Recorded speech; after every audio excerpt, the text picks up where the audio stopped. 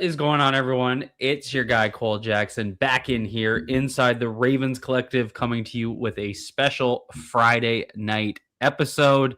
As you can see, our friend Bobby Trossett is out on the town. Classic Bobby leaving me and Jay-Z here to clean up the mess, but we don't mind. We don't mind. We got some big news to break down, so we decided let's go live with the Friday night stream. I don't know how many folks will get in here, but as always, do us a favor. Hit that like button, hit subscribe, and on a serious note, completely upfront, but from the bottom of my heart, from Jay-Z and Bobby, big thank you to everyone. The channel has really taken off the last couple of weeks, quite frankly, and we talked about this. You guys are the engine that makes this thing goes. The more support we get, the more we're going to get into things like 2 shows a week, which is looking like it might be a possibility here in February as we continue to grind through this off season. So big thank you to everybody out there from us three. We really appreciate all the support. So keep it up, like, subscribe, share the video with a friend. Jay-Z, before we get into the hiring of Declan Doyle, are schools open in your district? No. All week, 8 inches of snow, some ice, and that gets you off all week. I'm stunned. I'm angry. I'm frustrated. It's late Friday night, and I feel like this is like week 2 when it's only been 5 days. Actually, we should establish something here, Cole, early in this show. If this goes bad or if I say something I shouldn't, it's all your fault. Let's just get that out there. You were the one that guilted me into doing this tonight, and you and our fine friends that support us, and we're stepping up for them tonight. But if this goes bad, your fault. I'm not taking any accountability at all. So I already tweeted it, and I mean, I'm not calling you an ogre, but this is basically Shrek and Donkey, where you're grumpy and I'm just the annoying little ass to your left. Yeah, pretty much. That's probably fair. Yeah. Love it. Okay, so we got some big news to break down because we've been waiting for this. And, in typical Ravens fashion, they couldn't announce it at 9 a.m. on a Friday. They had to wait till later in the day. Kids, well, Jeff's had his kids home all week, but, my kids got home. I did a little stream at 7, and my kids ended up on video with me because they wouldn't leave me alone. Scarlett came in with chocolate ice cream all over her face. The hiring of Declan Doyle, and I want to start, let's just kind of start with some instant reactions. What's kind of your initial takeaway from this hiring? I think one thing when you look at the Ravens coaching hires to this point, they're not being conservative. They're taking some swings here. The offensive line coach really had no ties to Jesse Minter, and they hired him right away. It was their first hire on this coaching staff just because he was a guy they highly valued, was considered probably the top offensive line coach who was available, and they went out and got him.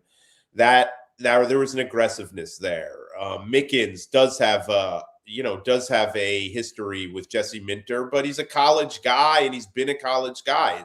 It's not unconventional per se, but it's not the typical, we haven't seen yet the influx of Chargers assistants or guys that have coached with the Ravens before and are coming back to team up with Jesse.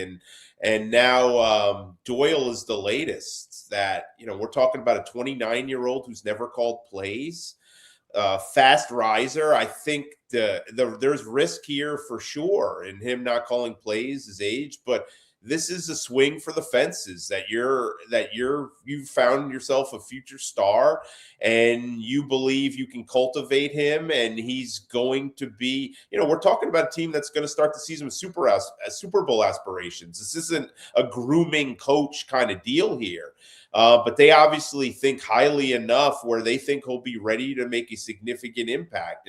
This was always going to be Jesse Minter's biggest hire. And I think we've seen so far a pattern where he's not afraid to go out of his comfort zone to people he's never really worked with. He's not afraid to look around at different levels. But this offensive coordinator thing, Cole, was really thorough. I mean, Doyle was in Baltimore today, but they've interviewed him 2 or 3 other times. Like, this is a guy they did a lot of work on and they really liked. And obviously everything kind of came together today where they agreed to this deal. And, we'll see what happens. I think there will be a learning curve for Doyle. There has to be for first-time play caller. but it's not a timid or a conservative hire. And I think that's something that people who have criticized Harbaugh for a long time about kind of falling back on comfort and Nepotism. and nepotism and guys he likes. This is not that type of move. This is a swing for the fences type of move, believing that you have a guy with that kind of coaching talent who could become a star and who could really help you immediately. Yeah, and I mean, you can see it right now in John Harbaugh's coaching staff that he's putting together in New York. Like, it's not really anything I'm too jealous of, right? And this was always the criticism of John Harbaugh as the coach. And for all the talk from I wouldn't say from all fans, from some fans about John Harbaugh 2.0 and the Harbaugh tree, we are seeing the complete opposite of anything I expected. And this is the perfect example. This is a guy from the Sean Payton coaching tree. He went with Sean Payton. Sean Payton leaves the NFL, goes to ends up coming back to go to the Broncos. What does he do? He hires Declan Doyle from the Saints. Declan was never fired or anything. So he goes and joins him, and then Ben Johnson was under Dan Campbell. Dan Campbell was part of the Sean Payton tree. So there's that familiarity there. And, this is showing where Jesse Minter will tap into other places to find good coaches. And we talked about it, his agent being one of the, I guess, coach super agent, having that type of, knowledge of the networks out there. And we're seeing Jesse Minter take advantage of it. So I think it's very exciting. When we take a look at the play calling thing, and this is one of those things where that's a perfectly valid criticism. Like, don't let anyone call you negative if you're concerned about Declan Doyle not having play calling experience. Completely fair criticism. Absolutely. Completely fair concern. I saw it on Twitter, and I mean, I know it's Twitter, but it's like some people were like, he doesn't have play calling experience. Zach Orr didn't have play calling experience. And, people being like, calling them negative. I think it's perfectly fair. And I think what the Baltimore Ravens need to do, and Jesse Minter needs to do, is surround him with veteran coaches that will help that learning curve that you mentioned. And I think Dwayne Ledford is a perfect example. You're bringing in a guy that's going to give you a high floor offense because of the run game coordination that we already know he's been doing for years. He's a guy that has had multiple offensive coordinator, co-offensive coordinator roles with, as well as a run game coordinator. So I think he comes in here and is able to bring that type of support. You take a look around some of that Sean Payton tree that we mentioned, you lose in the AFC Championship game and you see Sean Payton go on a firing spree. So a couple of guys out there, guys like Joe Lombardi, John Morton, who got fired in Detroit, that was a pass game coordinator in Detroit, in Denver under Payton. Also the Jets offensive coordinator Tanner Engstrander. Yeah. And I mean, he's a former Lions guy, right? Who worked with Ben Johnson before. So yeah, he's another name that there's guys out there. Would be a great guy to bring in as a pass game coordinator and give that type of role for him to kind of take a year with a good offense and then get another offensive coordinator role next year. So I think that's really where it's like, okay, we have this concern. What's the next step? The next step is to, like I said, insulate with some veteran guys, some guys that have that experience. And I think when you look around, I don't think that's pretty feasible. They're going to talk to Declan Doyle, talk about guys he's worked with in the past. The question now becomes, who do the Ravens keep from last year's offensive coaching staff? T. Martin is a guy that was here with Greg Roman as a wide receiver coach, stayed as a QB coach when Todd Monkin came in. So it becomes a question, does T. Martin stay? If not, who comes in as that QB coach to Lamar Jackson? Where do they look for those resources? So that's kind of what I'm expecting for kind of next steps is, again, how do they fill out this group to put some experience around him? Yeah. Two things I wanted to bring up, Cole, about this. One, I think, look, you're quite honest that you're a fan. You're a Ravens fan, right? And my job isn't necessarily to have that role. But so I'm not waving the Ravens pom-poms, drinking the purple Kool-Aid or whatever you want to say. But I think you're seeing here, there's a lot of, they got, after John Harbaugh, they got the most coveted head coaching candidate available. Jesse Minter interviewed for 8 teams. He could have had other jobs. If he would have had the Raiders job if he wanted it. He may have used it to accelerate the Ravens' decision-making, so be it. Ledford was a guy that a lot of teams were interested in. he chose Baltimore. Doyle was interviewed by the Philadelphia Eagles. I don't think he was ever offered a job, but he pulled out before the decision was made and just said, I'm going to stay in Chicago. Meanwhile, he came over to Baltimore. So I think that says plenty about what people think about this team, think about this organization, think despite all the tumult and the issues they had this past year is the future of this team. So I think that's one thing that is very positive, that you're starting to see the signs too. And Mike Mickens has gotten offers to come to the NFL before. He's considered one of the top DB coaches in college football. So he came to the NFL for the Ravens. So I think all these signs are showing what people think about the organization as a desirable place to be. And I think fans should be excited about that, really. And this isn't, pro, go Ravens. I'm just saying, like, it's not hard to look at everything and see that. The second thing is, I know there's a concern. Look, if their offense lights it up this year, Doyle's going to be one and done. This guy was already viewed as a future head coach, a star on the rise. And you know what? I get that. But if Doyle gets a head coaching job next year and you have to find another offensive coordinator, that means your offense had a great season. And if your offense had a great season when you have Jesse Minter as the defensive head coach, you will have made a playoff run, right? So that's the price of doing business. That's the price of being really good. So I get the concern that he could be one and done, but yes, that's how it works in the NFL. When you win big, you lose assistants.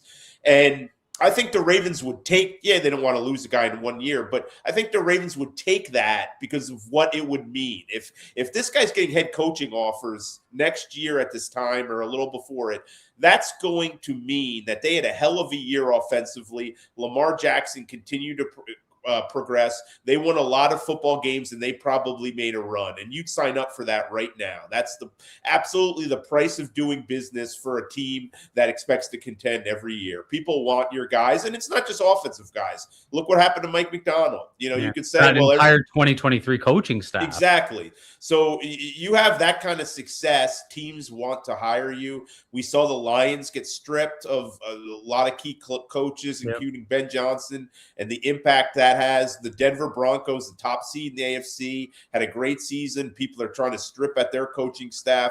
We'll talk more about Jim Leonard later. Obviously, Davis Webb, is a guy in demand, and the Rams with their success. So that is the price of doing business. I don't think you can let that prevent you from hiring the guy who you think is the best fit and has the most upside. Well, and that's the key, right? And that's we did see that happen to the Lions. Both Ben Johnson and Aaron Glenn hired in the same cycle. They lose both their coordinators, and then you see a regression, and that's just part of the life cycle of the NFL. But to do that, they have to go on a run and be good. Yeah. Nobody wants shitty teams coordinators. So, I'm excited about it. I think it makes a ton of sense. And before we keep going on, I want to just give a big shout out to our friend, our personal friend of the program, Todd Monkin, landing that head coaching job. We didn't really talk much. I don't think it didn't happen before Tuesday, did it? But how excited for him are you? Just, I thought that was awesome to see. Todd's a guy that, I've gotten the chance to talk to him a few times, and my God, what a character. Like, I can only imagine the conversations you guys get to have with him, behind closed doors. So just kind of, what's your reaction to Todd Monkin and going to Cleveland? Todd's a football lifer, and this is a dream of his and the result of a lot of hard work. So people can fixate on the challenge he has ahead, the disaster that the Browns been for many, many years, talk about how he's set up for failure, all that. He is an NFL head coach, and you can't take that away from him. I would never count Todd out. He is a really smart football guy. I think he'll surround himself with people who will kind of enforce his beliefs. He's going to be really motivated to prove him wrong. He's been really eager to have this chance. And look, I don't blame him. Like, as you get older, you don't know when your chances will come. You don't know if he'll ever have another chance to be a head coach in the NFL. So I think it's great. Todd, what a character, you said, but what a straight up guy. Like here's an example. Like when I spoke, we talked a lot about the night John Harbaugh's fired. Right, we did an emergency pod, if I recall correctly, or maybe that feels felt like all we do now is emergency pods.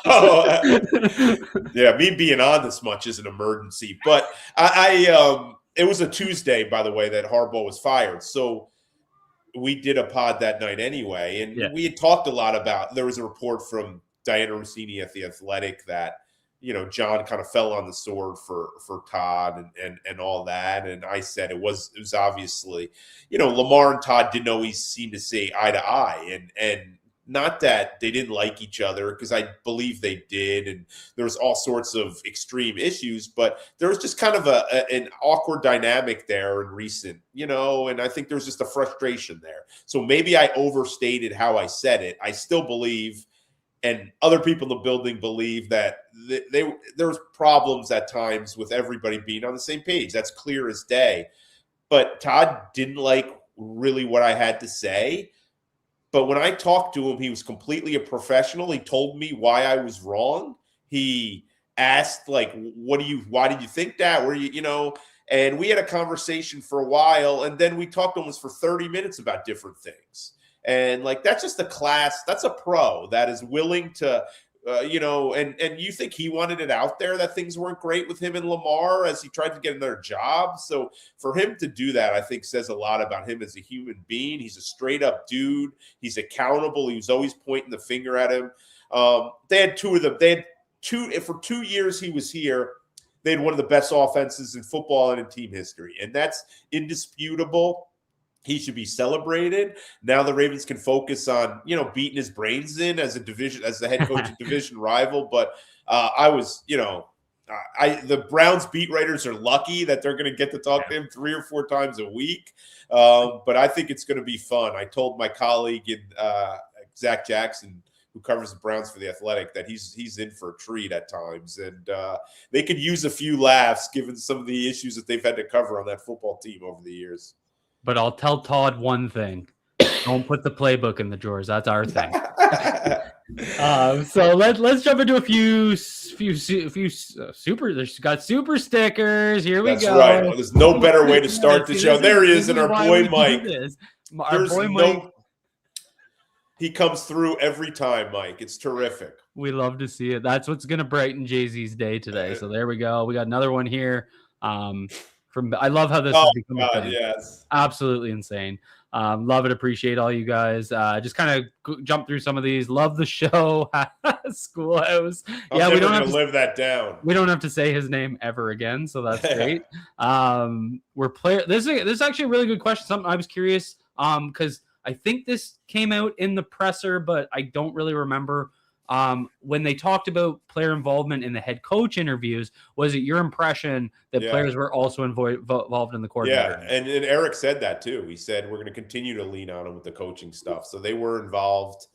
They were involved in this. We're not talking about a ton of players. They had to select a small group of players that were interested in doing it, and they trusted their opinion. And I think that's healthy. I think that's a healthy part of the decision-making process. Yeah, and I want to quickly touch on the Lamar Jackson involvement thing, just because, and again, this is more like we only know about the head coach thing, and it sounds like a lot of these players joined by Zoom.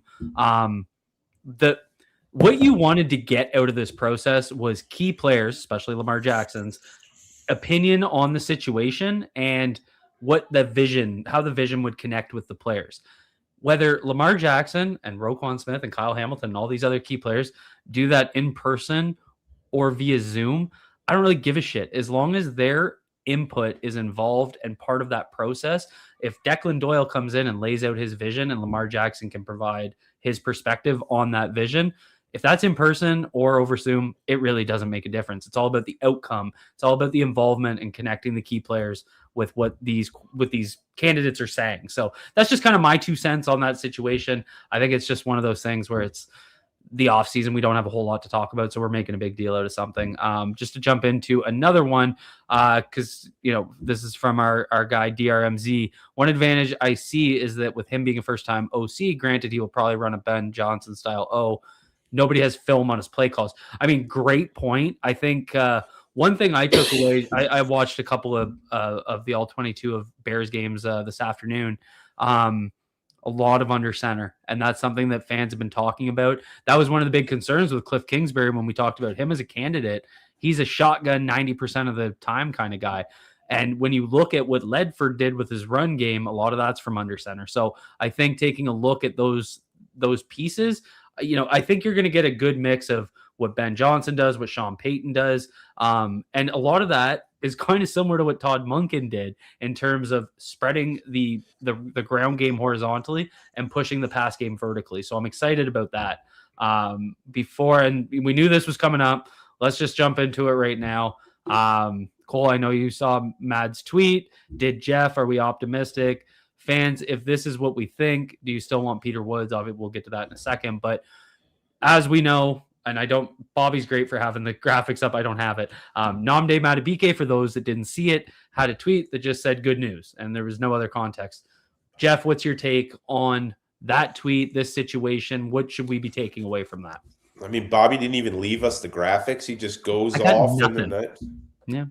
Thanks for nothing, as usual. Do you think he's drinking a Shirley Temple right now? He definitely is. I know he's wearing a bad sweater. I think we know that from last week.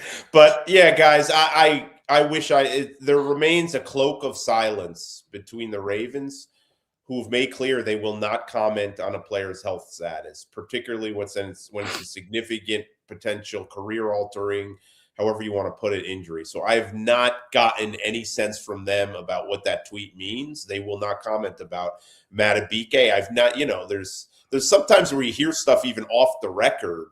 And, I obviously would not repeat that on this show, but you don't hear anything other than you try to piece together kind of some of the signs. And Madubuike or his agent have not spoken publicly about it. Now, is it good to see? Sure. But does it mean he's certainly talking about his football career? No. You could get good news in a lot of aspects of life. He's going to drop a clothing line tomorrow, isn't he? Yeah, I have no idea. But Nnamdi's an interesting guy. I'm sure he has plenty of interests. So I don't know, but I would think Nnamdi's a pretty savvy guy, and he knows the reaction that's going to get. And he knows it'll be a major letdown if that's not related to him being able to play football or him being able to avoid surgery or any of that. Yeah, look, I get it. Fans are frustrated by the cloak of silence in this situation. They want to know. I want to know. I asked several times for Madubuike to be made available or reached out, and it's just, nobody's saying anything. And I've said it many times in the show. I don't think it's fair to say, according to a source, and just use completely anonymous sources that are not necessarily part of his inner circle to talk about a guy's health. Like, yeah, I've heard from what other players think about it, but that's just not fair. Like, I don't think it's fair for a guy to have kind of all this speculation and anonymous reports about what he may or may not be dealing with. So it's frustrating for me too, guys. Then, Cole, I think you said it on Twitter today. A healthy Nnamdi Madubuike completely changes the course of their offseason. It doesn't mean you don't still have to upgrade the interior defensive line. They have to do that regardless. However, if you have him in place and you have your two nose tackles in place with Jones and Jenkins, you look at it as, add maybe one veteran free agent and draft a guy early and you're good. Yeah. You don't have Nnamdi Madubuike. You better find three legitimate guys. That's it. Because if it's a BPA situation, you maybe go look at Peter Woods in the first round, but you're going to feel less inclined to make that pick if there's, a dropping player at a different position. Yeah. So I mean, look, I took that as a positive, but I'm not swayed that means everything what people say it might mean. I think you hope it does, but again, I apologize. I wish I knew more about it. I wish I could get them on the record to address it, but they clearly have a stance here that it's up to him to talk about. I think that's admirable. The first you want to piss off a locker room, you start talking about sensitive medical information around a player. I think we saw it this week with Sean Payton, Cole, when he talked about that ankle injury for Bo Nix and basically how it was kind of a ticking time bomb. And Bo Nix called his own Zoom conference to address it. Like, that starts ticking players off when you start releasing sensitive information. And I think it's up to Nnamdi or his agent or someone close to him to address it with their name on it and go from there. But yeah, it certainly it gets you. It makes you feel excited when you see something like that. It beats the alternative, because I think we're all kind of been expecting to have bad news on that front just because, the silence on it. And if there was good news, you'd figure they'd be yelling from the rooftops, but they haven't. So hopefully today that means something. So hopefully today that means he got some good news. I know he's gotten various opinions about all this, so we'll see what comes from it. Absolutely. And before we jump on, let's get a quick word from our sponsors at Sleeper. Sleeper is the #1 fantasy sports app. It pays to know sports. Pick more or less on top players. Your first pick is on us, so start winning now. Play in Texas, Georgia, Minnesota, and 27 more states. Pick anytime across all sports, pregame or live. Over 10 million players are already on Sleeper. Make your picks count. Score up to 1,000 times your cash. Join today. Get up to $100 credit using the code HMA. Call your shot on Sleeper. Download now. There you go. If you want to support the show, support us by using Sleeper. Use code HMA, and you can get up to $100 deposit match. Thank you to Sleeper for sponsoring. Let's take another, and then I want to jump into defensive coordinator picture. So just want to go into this one. Love what I believe is a change of culture in Baltimore, regardless of Minter's time with the Ravens for 3 years. Love what you guys are doing. Love the pod. Appreciate your work. Thank you so much. Like I said at the top, you guys are the engine that makes this go. Happy for Todd and love the hire. Completely agree. I love the love that he got from this fan base because he's just an awesome guy. We also have more super stickers. We love it. Thank you to Heather. Super stickers.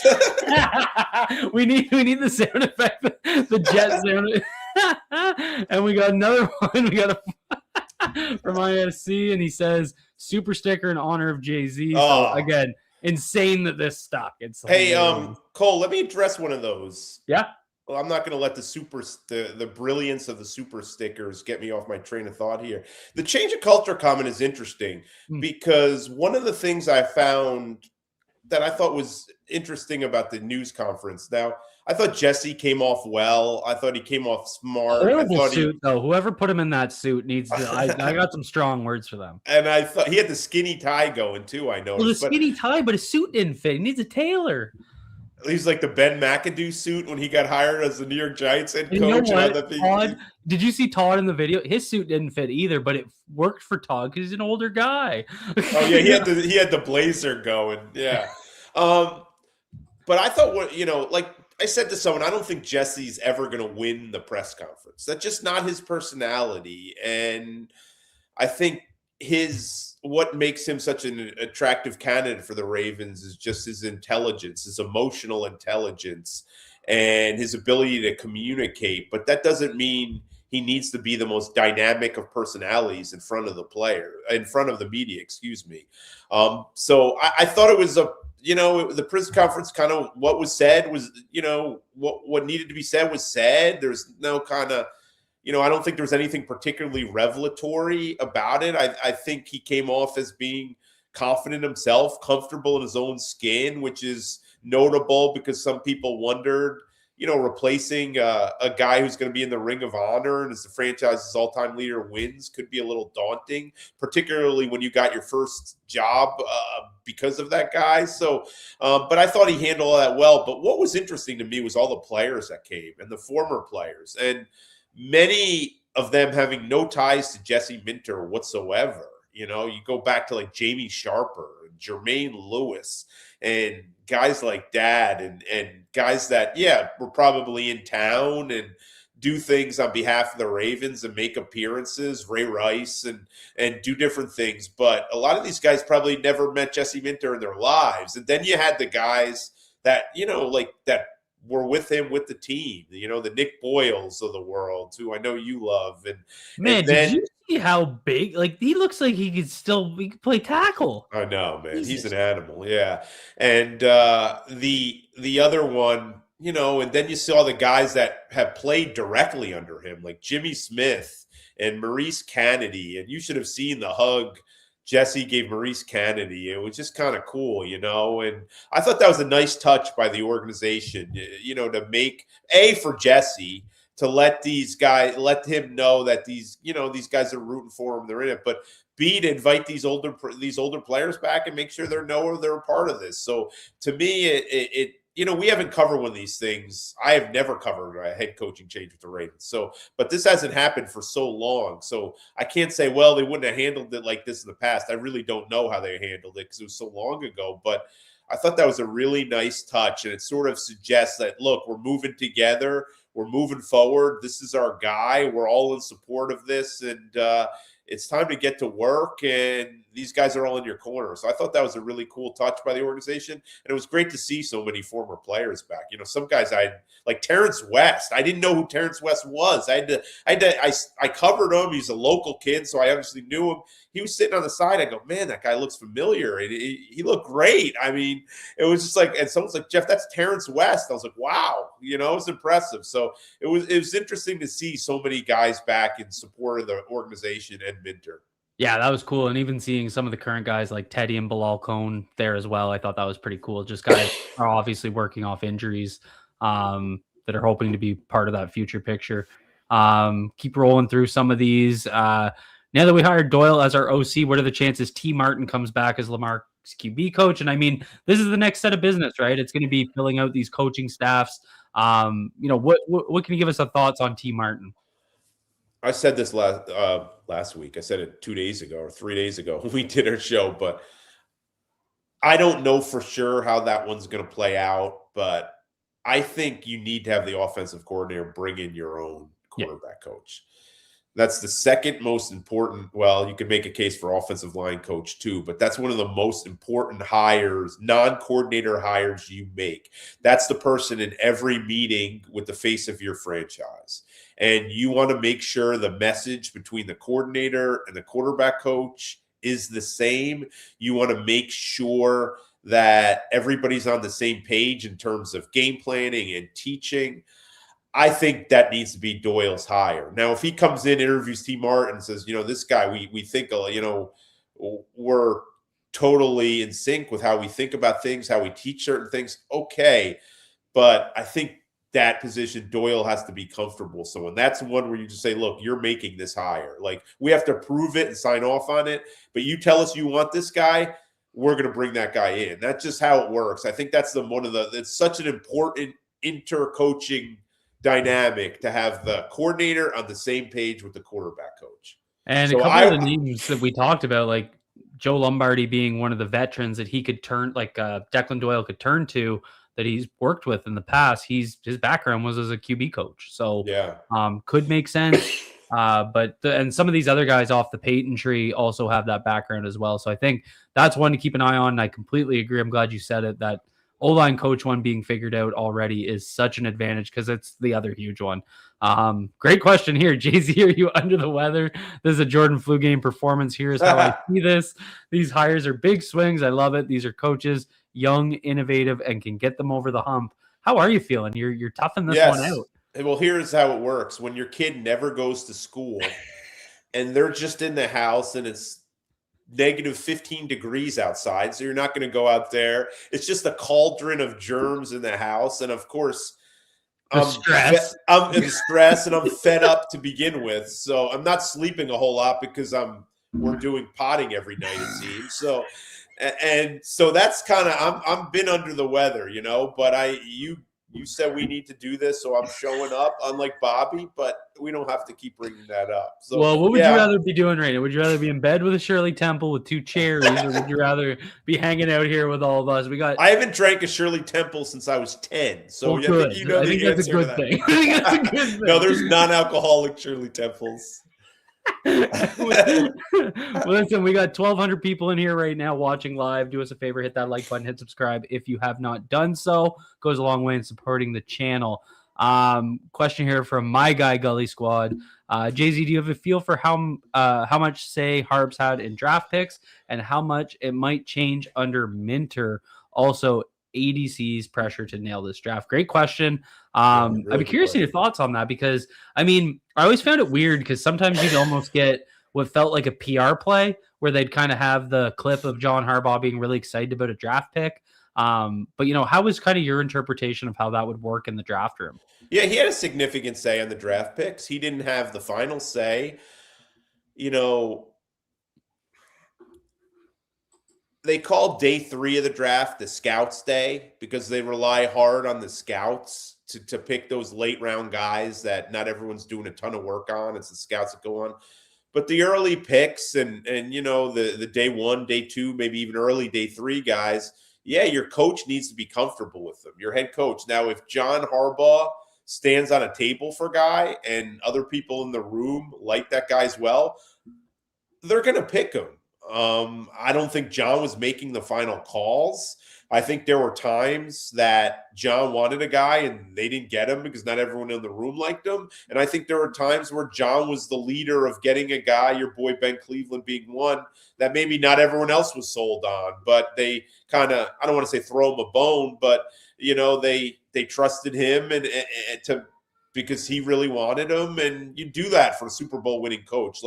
And I don't necessarily think it was that way from the beginning, but when you start winning and you're going to the playoffs every year and your coach is building this culture and you're winning and you're finding out what are his kind of guys, obviously his influence every year on the draft increases. I think Jesse Minter will have an influence, but it probably won't be as large as Harbaugh's was, but it'll probably be similar to what John's was early in his career. I think, John was never running the draft. Eric's been running the draft for years and years, even when Ozzie was the GM. Eric. Well, keep in mind, Ozzie's still sitting in that room. Yeah, right and he still sits in the head of the table. That's Ozzie's seat. So, cool. it's what's that? That's so cool. From a fan perspective, I don't think I sometimes I'm saying this because I thought the Ravens PR team or their media communications, I thought they did a great job with some of the coverage of Jesse Minter's but one of the things they showed was Ozzie sitting there, and I was just like, sometimes you forget as a fan that Ozzie's still so ingrained in this team. He's there he watches every practice, Cole. I love it. And he's involved in all the decisions. He was involved in the interview process for both the coordinators and the head coach. That's how involved he is. So he's not making the final calls. He doesn't do some of the things that he used to do, but he's still involved in everything they do. Eric DaCosta would have it no other way. But finishing that, I think you said it best. You hire this coaching staff, and if it keeps kind of turning out like people would like and hope, and it looks pretty good so far, then the focus turns on Eric DaCosta, and he needs to have a lot of hits this offseason. Starts with the Lamar contract, and that'll set everything up. But yeah, this is a huge draft, and this is a huge free agency period for the team. This is a team that's going to have a lot of needs heading into this offseason and the player acquisition period of this offseason. You need to solidify both lines. There's really not more than one or two positions you could say where they don't need something. Whether it's depth, whether it's multiple starters. So, there's going to be a lot of pressure on them. They'll keep saying no draft is more important than the other, but when you lose as many games and you're one of the biggest disappointments in the NFL this past year and you fire an 18-year head coach, there's a lot of pressure on you to get this next draft right to make sure it doesn't kind of snowball and become a multi-year struggles and you can turn it around quickly. Absolutely. And we got a little run on super stickers here. So we got Rito with the super sticker. We got you, Don, messed up with the super sticker. We got Monica with the super sticker. We got King Black with the yes. And then this is one of my favorite comments. Nnamdi is going to be releasing the entire gem. I bet that's the prequel to an announcement that he has a partnership with Ken Francis. Ken. That name to get dropped again.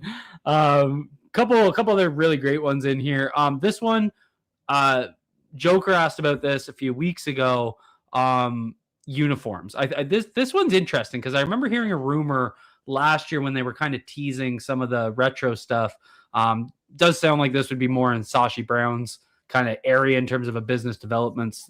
The Ravens have not done a uniform revamp. Like we talked about, they haven't done a new head coach. I don't think they've done a uniform revamp in forever. So anything we have on this, is this just one of those things that's going to kind of wait? I'd be honest, I've been asked about this pretty regularly now, and I've not really asked, and I need to. I've just been kind of involved in the coaching stuff and the season and all that. Usually at the owners' meetings, one of the we usually have a sit down with the team president, Dick Cass, now it's Sashi Brown, and every year I ask about the uniforms. Are there any uniform changes? And he said no last year when we asked him. Those meetings are usually in late March. So we said no about, what was that, 10 months ago now? Yeah.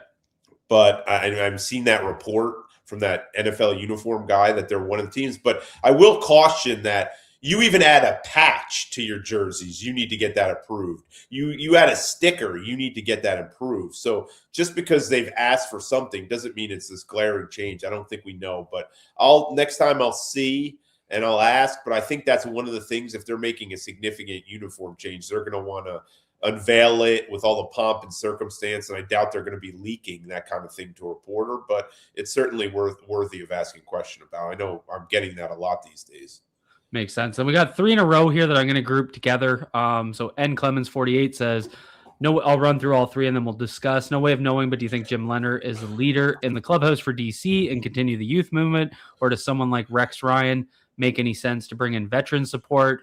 End of the bar Raven, what qualities, experience level do you want to see in the DC hire? Any talk of finalists out there? And then finally, BW8 with similar question, thoughts on DC. I saw former Raven Jim Leonard was interviewing today. What about Steve Clinkscale? We've talked about him before. Any chance or would be retained? So let's just let's group all these 3 together because they were all in the same vein. What do we think about the defensive coordinator position, as it seems that's where the Ravens will pivot their attention to? I think they're moving pretty quickly on that one. I don't think it's impossible. They'll have all their coordinators in place by early next week. So we're doing an emergency pod tomorrow. If we do an emergency pod after I hire a special teams coach, I may never appear again. Let me just. What if we bring you super stickers? Let me do it.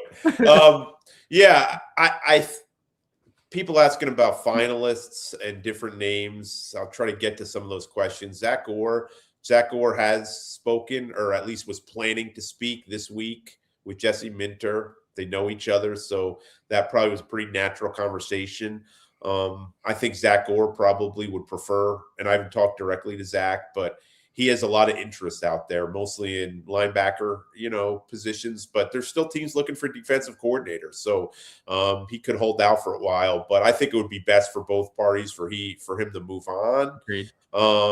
Especially for the new defensive coordinator, whoever that is. The Jim other Leonard option becomes the interesting one because I thought that work that he did with that Denver secondary, I thought he did a fantastic job. And, having him in town today, I thought it was interesting. It kind of reminded me of them making the Jesse Minter announcement with obviously a different scenario, but with Joe Brady in the building, right? So that was kind of not when he's in the building, but they're on the same day. So, how interested do you think they are in Jim Leonard specifically? Because that's an interesting name, and I love the way one of the individuals framed it, like to continue the youth movement. Like they would have to be one of the youngest coaching staffs in total. Yeah, I think he's very much a candidate. My question on Jim Leonard is not whether he's a worthy candidate. He absolutely is. I mean, he has assistant head coach duties out in Denver, pass game coordinator, long viewed as a likely head coach. I think he's another, wasn't he? I think he was the interim coach at Wisconsin at one point. And they've always liked him in the building. I know he had a very short stint with the Ravens, but he's connected to a lot of people that they have an awful lot of respect for. My question is this on Jim Leonard. If you get the Buffalo offer, like Schefter, I think, reported that Buffalo he's at the top of their list. Like that's a play calling job. That's a full autonomy of the defense job. And you're inheriting another really good team. So would he choose Baltimore over Buffalo? I don't know. It would seem to be odd to choose a non-play calling job for a really good team in favor of a play calling job for another really good team. But I don't really know. One of the things that making calls today that seems to be in place, I think there's teams waiting on Jim Schwartz to see what happens there. And I think Jim Schwartz, not for the Ravens necessarily, because I don't think they just see that as realistic. Well, Jim Schwartz is not going to come for a non-play calling role. But I think other teams want him, but he's still under contract with the Browns. So he has to figure a way to get out of that contract, become available. Once he does, there could very well be a feeding frenzy for Jim Schwartz, who could make another option fall in the Ravens' lap. So I think Jim Leonard's a legitimate candidate. I think Joe Cullen, the Kansas City Chiefs defensive line coach, is a legitimate candidate. And another name that we haven't talked a whole lot about in this capacity, I think Anthony Weaver is very much a good candidate. And I'm nodding because we were texting about him today. Yeah, but it kind of goes to what our discussion was, and I'll just I think the Jim Leonard piece, it's not anything about Jim Leonard as a coach. It's just you brought in Jesse Minter, who focuses on the secondary specifically. You brought in Mike Mickens, known as being one of the best DB coaches. Are you really going to add another defensive coordinator with that defensive secondary focus? Because I wouldn't say my concern's not the right word, where my thought process would go is you have Joe Cullen, Anthony Weaver, two guys that would be I think makes sense in non-play calling DC roles, and two guys that are D-line coaches that would focus on that front line. And that's, to me, where you're going to get that balance, where you get, if it's Jim Leonard, a connector, like you need a connector to put it all together. And it's one of those things, Jim Leonard comes in, it's not that I'm going to be negative about it because of that, but I just think it gives you that great symmetry on your defense where you have your defensive pass game coordinator, your head coach, and now you get that up front guy. And that's why I thought Joe Cullen made so much sense. Like, Joe Cullen doesn't interest me as a play designer, play caller. He interests me for his D-line coach abilities, as does Anthony Weaver. Like when I interviewed Brent Urban, he said he was the best coach he's ever had in his career. Weaver? Anthony Weaver, just the players love him. And he's that guy that could come in here and he'd be the perfect guy to have that DC and assistant head coach role. And it would position him well to go back into the coaching carousel next year, because he does seem, and correct me if I'm wrong, to be interviewing as a CEO type coach. So not having that defensive play calling ability isn't going to affect his approach as much as it is Jim Leonard. Yeah, and I'm not convinced Anthony Weaver is still not going to get a play calling defensive coordinator job, which could be why there's no resolution here for the Ravens. Did the Giants hire someone? Did I miss that? Giants hired Denard Wilson, but right, okay. But look, the Raiders are Cardinals. One of them is going to end up with Kubiak, so he's going to need a defensive coordinator. The other team is probably going to go offensive coach. Mike LaFleur. Mike LaFleur maybe for Arizona. So Weaver could be a candidate there. There's a lot of connections there for different teams that he still could get a job. So I think that's sort of the holdup to some of these things. That's what Eric has said and talked about. There's a lot of musical chairs here. If this happens, we could do this. If this happens, we could do that. And that's kind of, I think, why they waited on the offensive coordinator. There was interest in Webb, right? Yep. There was interest in Shielhaas. Is that better there, Cole? Schoolhouse Rock? No, Shielhaas. Let's get it straight. Let's get it right. Yeah, let's get it right. But, I mean, those guys didn't seem likely to leave, and you got to move on a guy. And they really liked Doyle and thought he was a good candidate for it. So, Leonard, Weaver, and Cullen are the three names that jump out to me, at least. But that doesn't mean they're not talking to other people. I'm sure they are. I'm sure they got contingency plans. And I also think, somebody mentioned Clinksale. There's another name. Although another DB guy, though. And here's my other thought. With as much as Jesse Minter worked with him, right? Co-defensive coordinators at Michigan, work with him in L.A., if he wasn't a first-day hire, does he want him? You know what I'm trying to say? You'd think if he was the guy, he would already I made this mistake because I was like, oh, he must be a Jesse Minter guy. And someone was like, it's very possible he's a Jim Harbaugh guy. And he did just interview for their DC. But I mean, as he was co-defensive coordinators with Minter. And so he's worked with him quite a bit. You also hear Roney, I think is his last name. You hear a lot of good things about the Chargers outside linebacker coach too. And none of those guys got the job. He went outside he went outside the organization and bring in a guy in O'Leary that had been there but wasn't on their current staff. So it could be any of those guys. He could still get involved. But the three names that stand out to me are Cullen Weaver and Jim Leonard. I've been hoping they bring in Carl Dunbar to be their D-line coach from the Steelers, but I don't know what'll happen there. Couple more here. We got more super stickers. Aussie 1012 with the super sticker. B-Dub 8 with the super sticker. Really good question here. Kind of switching gears into how this might affect free agency. So from our guy Chef Trez, Cole, make sure Jay-Z stays awake with this late stream. With the Ravens' aggressive streak right now, what positions do you see them targeting in free agency? And I thought this was interesting because we know the next order of business after they round out their coaching staff, which they're going to do probably at 4 p.m. tomorrow, is start to work on that Lamar Jackson extension. You know, we knew this was the path of this offseason. And if we got news of the cap today looking like it's going to be around, I think as they said, 302, 304, which is a pretty significant jump.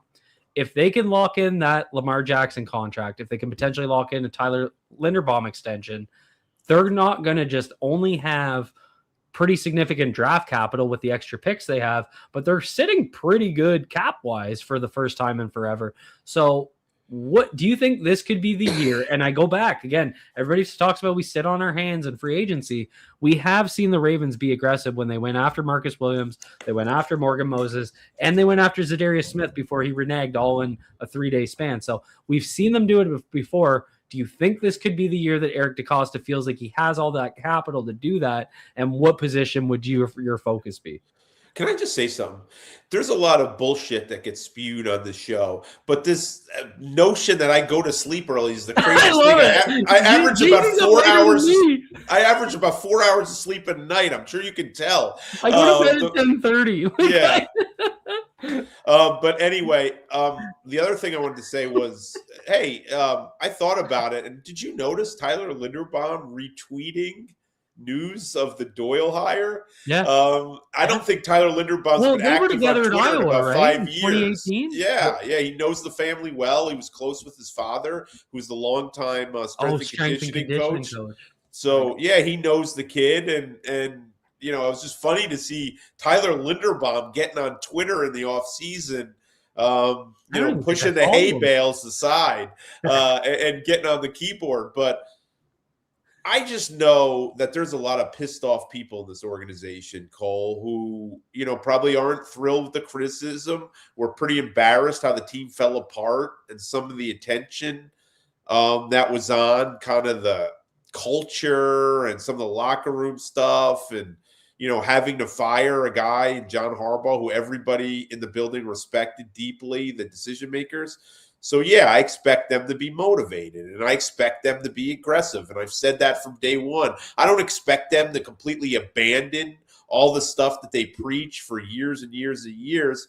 But I think there will be selective forays to get certain high impact players. Whether they can pull it off, we'll see. A lot depends on what they're able to do with Lamar's deal and all that. But yeah, I could totally see him being aggressive on a couple different fronts. You don't want to go into the draft needing 5 or 6 main items. So you have to chalk some of this stuff off in free agency, because you can't depend on day 3 picks to come in and start immediately. And you only have so many day 1 and day 2. So I could see him being aggressive, just because I think there's a lot of people that are ticked off in the organization, know that they made some mistakes last offseason and want to sort of change the narrative and do it differently this year.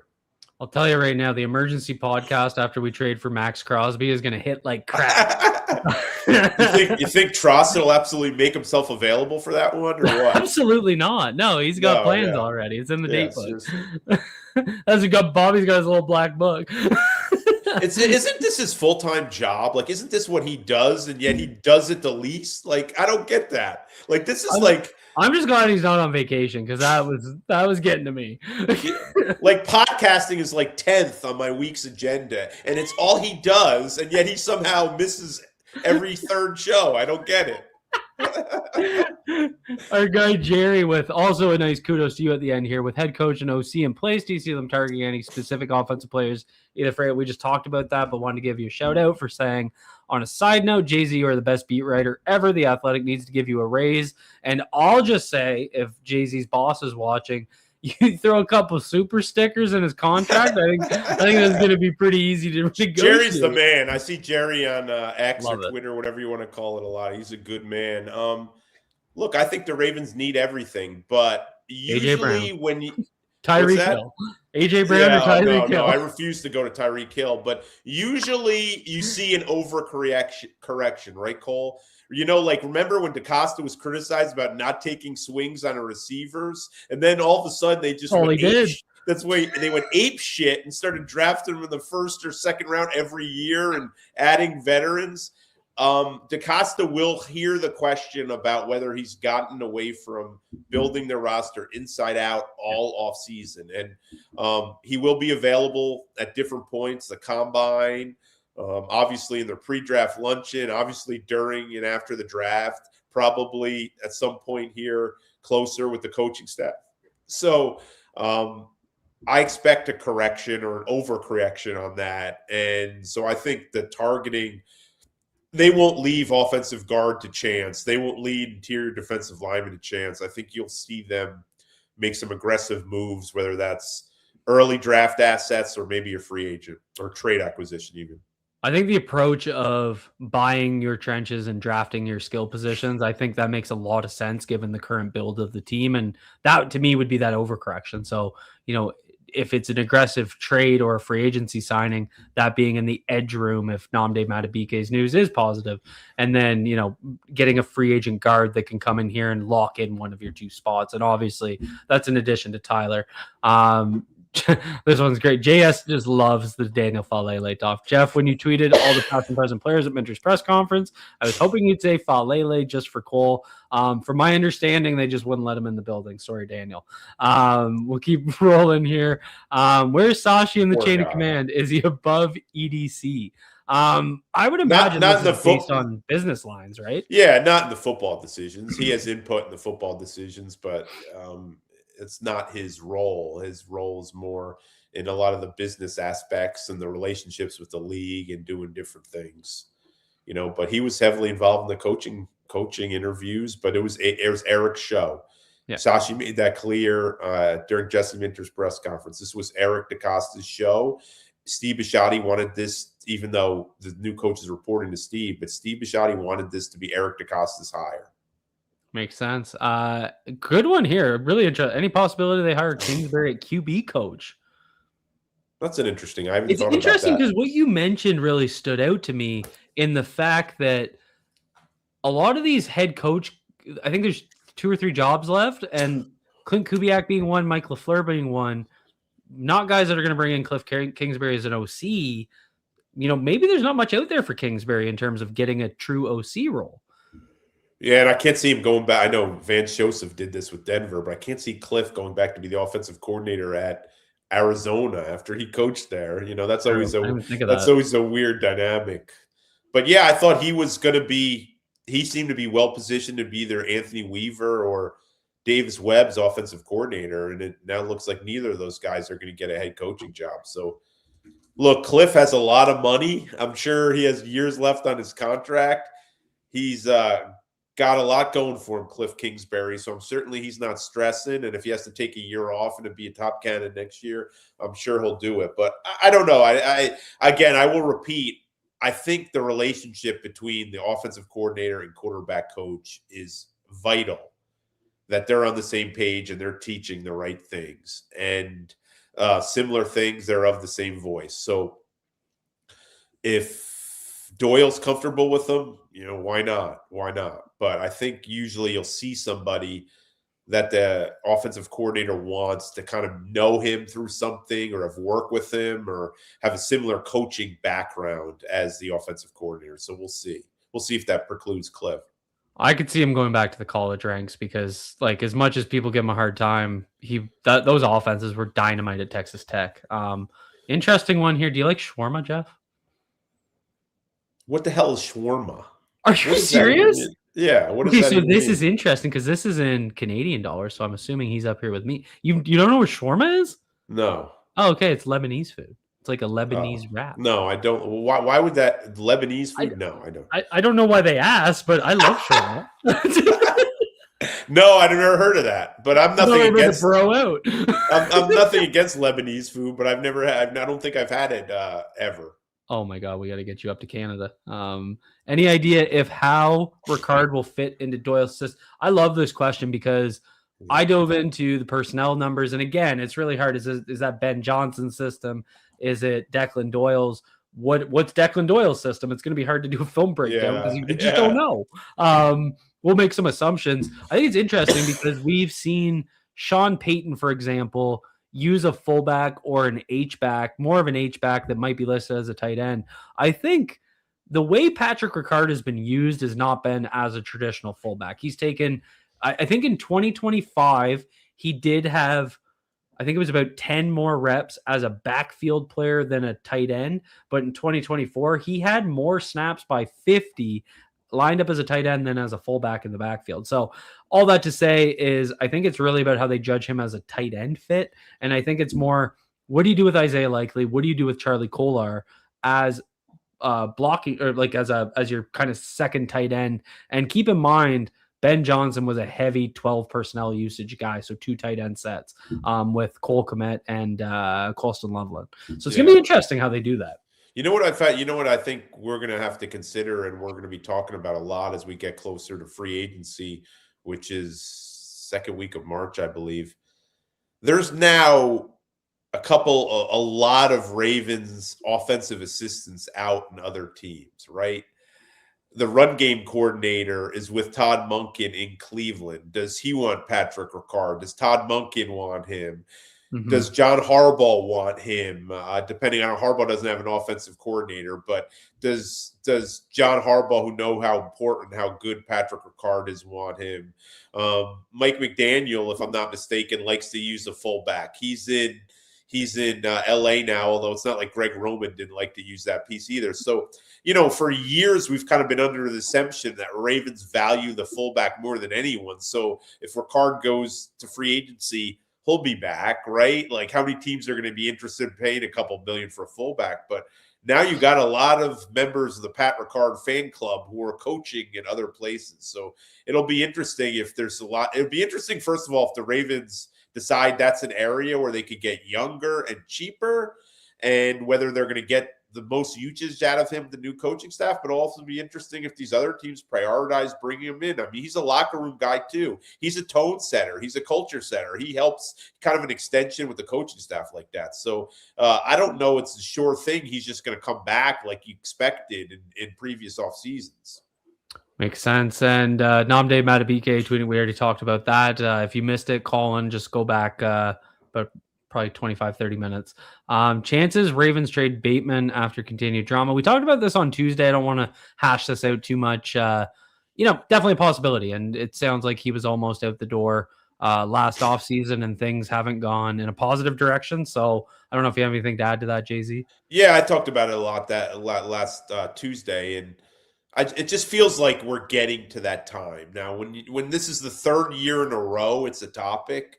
At some point, I think you got to make a decision. Would it be best to give him a change of scenery? But you're sitting there for the Ravens, and the two things against it is, one, you trade him, your wide receiver depth chart looks awfully, awfully thin.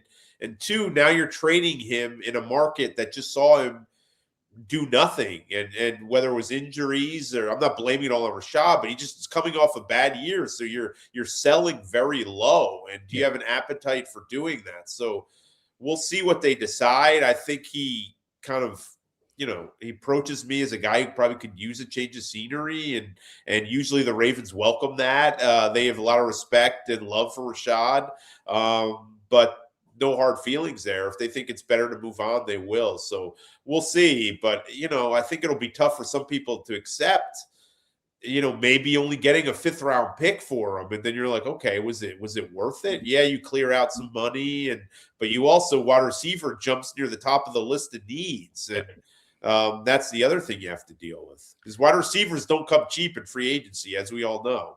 Yeah, and he's the 2027. He's got or no, this would be 2026. It's not feasible, really. They would suffer. He's got a $6.1 million cap hit. They would have 7.7 in dead money, and they would have a negative cap saving, so they wouldn't save money. They'd incur a $1.5 million charge. So, I mean, things can happen. They've done it before where they can do like with Marcus Williams, where they do like a weird contract. So there's ways out of the contract, but if you look at the contract situation, it's not favorable for a trade right now. And I think it would probably be tempting. I think it would probably be tempting to see him with the new coaching staff, to see how, see if he can, especially a guy that might use more 11 personnel. Like, we might not see those heavy sets, right? He's so talented, man. You watch him run routes and he just runs differently. He just, it's just a shame that you felt like he just kind of hit his stride and was going to be going up from last year, and then comes this year and it just didn't click at all. And Heather asked, so she said, Jay-Z, can you answer my question I asked in the chat? So I just clarified. She was asking about Travis Switzer. So it sounds like Travis Switzer went with Todd to Cleveland. Is that confirmed? Do we know? Yeah, I think that's accurate. I don't think they've, at least out of what I know of, I don't think the Ravens have blocked any assistance offensively.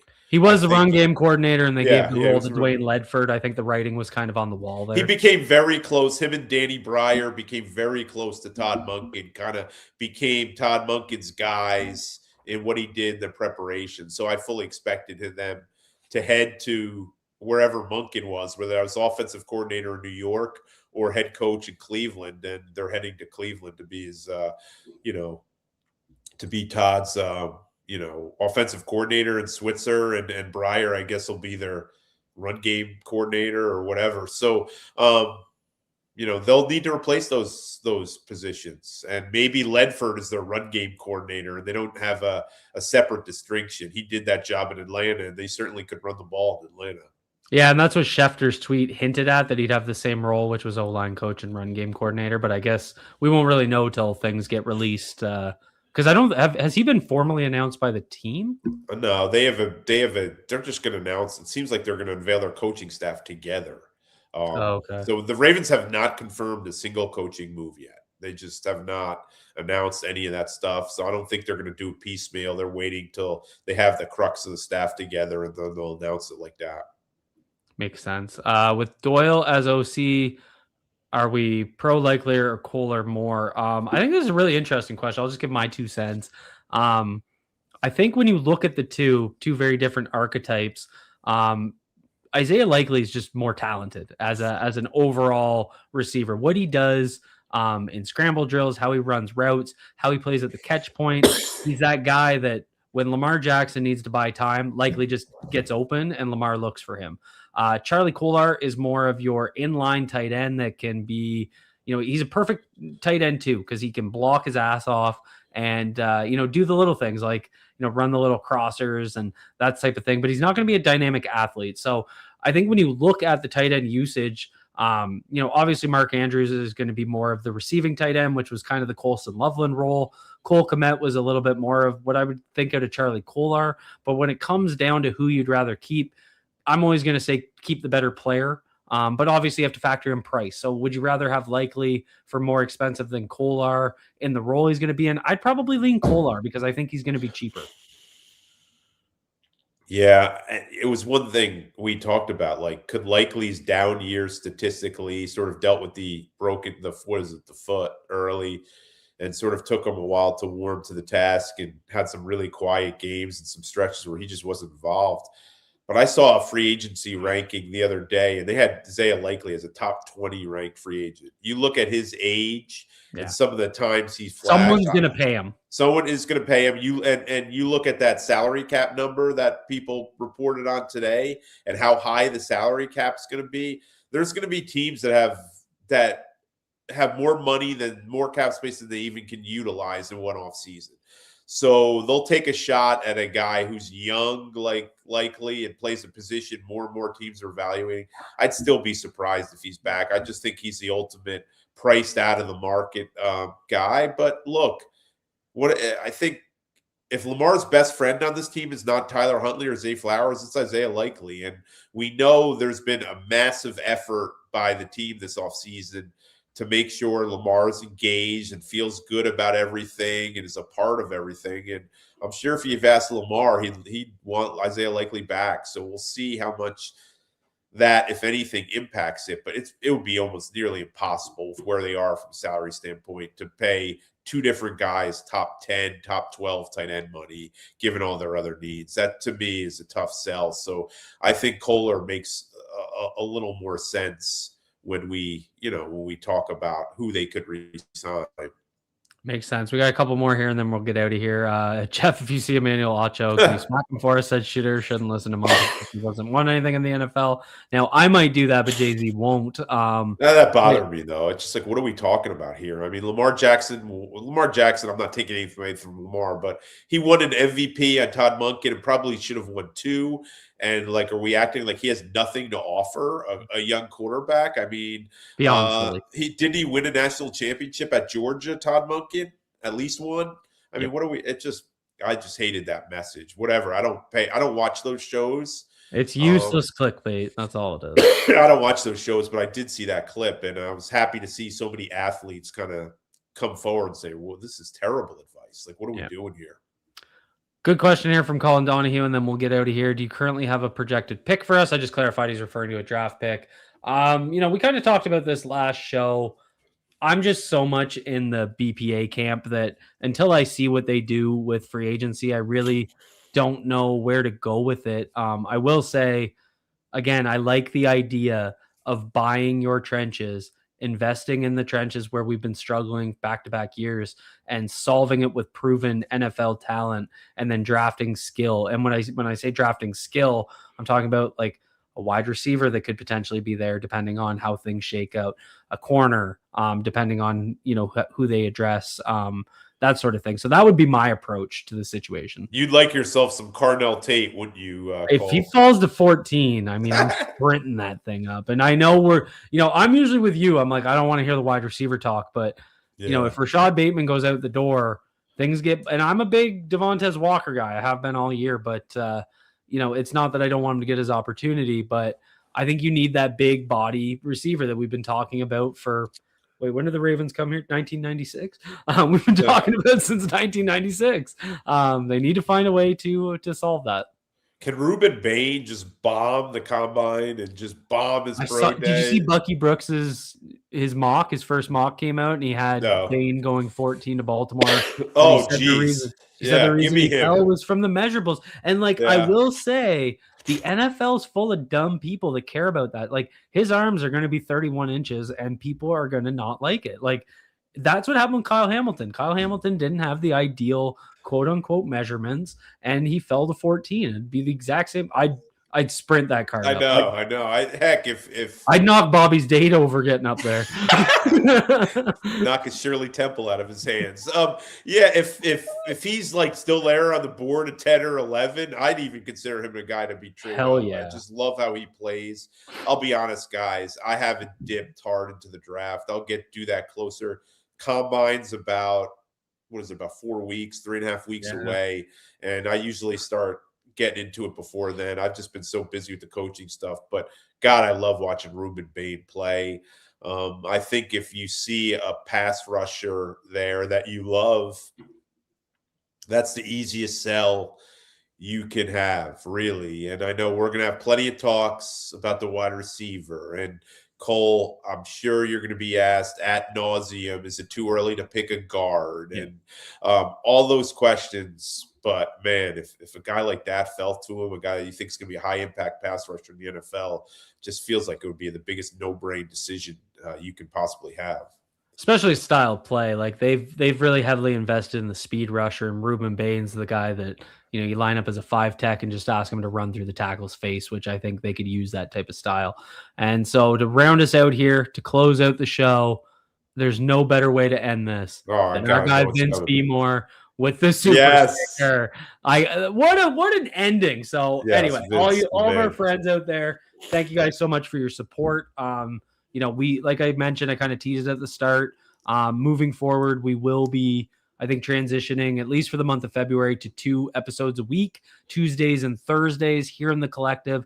We'll probably put some messaging out over the weekend to kind of let folks know, but we're going to be kind of ramping up draft preparation. We're going to be finishing out the coaching staffs. Episodes might be a little bit shorter, but we appreciate you guys following along. So from Bobby, who is not here, if you didn't notice, Jay-Z and myself, thank you all for dropping into the collective. We greatly appreciate it. Have yourselves a great night.